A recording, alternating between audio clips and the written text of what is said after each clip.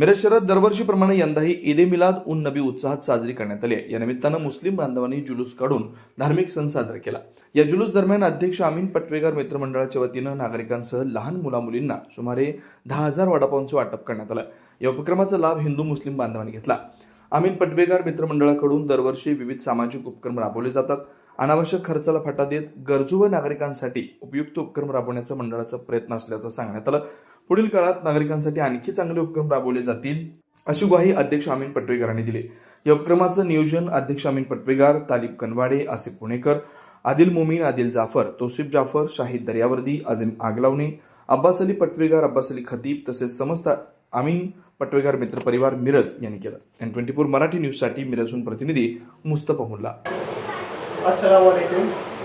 दरवर्षीप्रमाणे याही वर्षी मोहम्मद पैगंबर यांच्या जयंतीनिमित्त ईद मिलाद या सणानिमित्त आम्ही अमीन पटवेगार मित्र मंडळ यांच्या वतीने वडापावचे आयोजन केले होते। गेल्या 3 वर्षामध्ये आम्ही हे उपक्रम राबवत आहोत।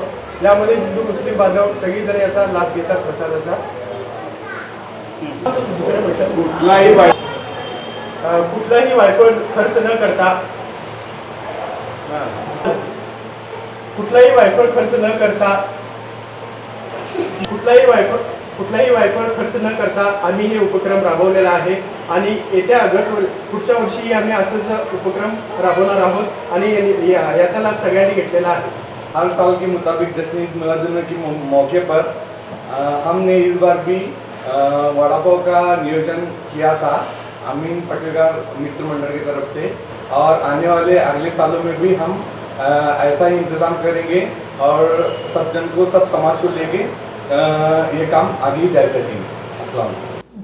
दिवसभरातील घडामोडींचा आढावा घेण्यासाठी पाहत रहा N24 मराठी न्यूज चॅनल।